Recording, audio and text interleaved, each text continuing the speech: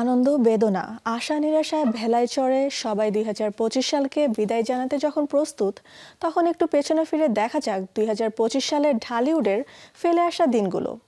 চলতি বছর শোবিজ অঙ্গন হারিয়েছে বেশ কজন গুণী মানুষকে, যারা আর কোনোদিন ফিরবেন না। চিরদিনের জন্য পাড়ি জমিয়েছেন না ফেরার দেশে। তাদের নিয়েই এবারের প্রতিবেদন।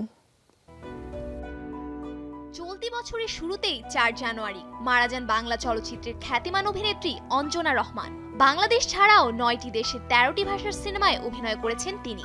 অভিনয়ের স্বীকৃতি হিসেবে জাতীয় চলচ্চিত্র পুরস্কার, আন্তর্জাতিক পুরস্কার, একাধিক জাতীয় স্বর্ণপদক ও বাচসাস পুরস্কার পেয়েছেন তিনি। নৃত্যশিল্পী হিসেবেও পেয়েছেন জাতীয় ও আন্তর্জাতিক অনেক স্বীকৃতি। অভিনেত্রী অঞ্জনার শোক কাটতে না কাটতেই পরদিন ৫ জানুয়ারি ৮১ বছর বয়সে প্রয়াত হন খ্যাতিমান অভিনেতা প্রবীর মিত্র। রূপালী পর্দার নবাব খ্যাত কিংবদন্তি এই অভিনেতা দীর্ঘ অভিনয় জীবনে অসংখ্য চলচ্চিত্রে অভিনয় করে ব্যাপক পরিচিতি লাভ করেন দর্শক মহলে। ৩ মাসের মাথায় ১৫ এপ্রিল মৃত্যুবরণ করেন টেলিভিশন ও চলচ্চিত্র অভিনেত্রী গুলশান আরা আহমেদ। হৃদয়ের কথা, ডাক্তার বাড়ি, লাল শাড়ি সহ আরো বেশ কিছু চলচ্চিত্রে অভিনয় করেন তিনি। কাজল আরিফিন অমির জনপ্রিয় ধারাবাহিক ব্যাচেলর পয়েন্টে কাবিলার মা পলি চেয়ারম্যান চরিত্রে অভিনয় করে ব্যাপক পরিচিতি পান তরুণ প্রজন্মের কাছে।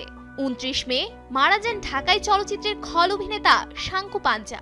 বহু চলচ্চিত্রে খল চরিত্রে অভিনয়ের মাধ্যমে চলচ্চিত্রাঙ্গনে নিজের একটি স্বতন্ত্র অবস্থান তৈরি করেছিলেন তিনি।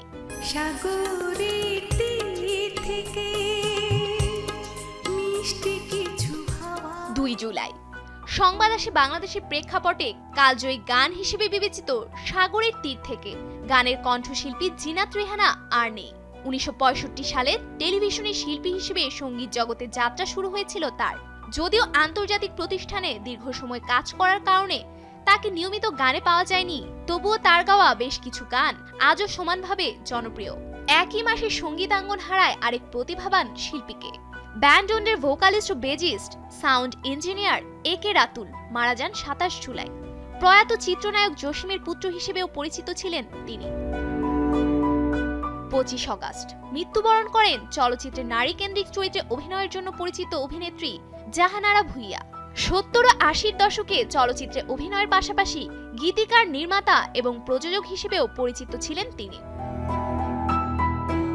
সবশেষ ১৩ সেপ্টেম্বর বছরের শেষ ভাগে এসে দেশের সঙ্গীতাঙ্গন হারায় কিংবদন্তি লালন সঙ্গীত শিল্পী ফরিদা পারভিনকে। ক্যারিয়ারের শুরুতে দেশাত্মবোধক গান গাইলেও তার পরিচয় গড়ে ওঠে লালন কন্যা হিসেবে। তার কণ্ঠে মিলন হবে কতদিনে, অচিন পাখি গানগুলো আজও বাঙালির চেতনার অংশ হয়ে আছে। লালন গীতিকে বিশ্ব দরবারে পৌঁছে দিতে তার ভূমিকা ছিল অনস্বীকার্য।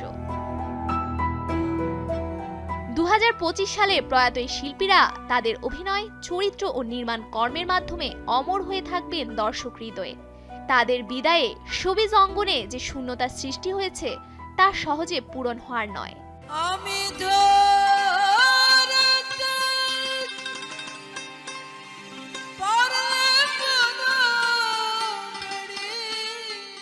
সফুর আফরিন, শোবিজ টুনাইট।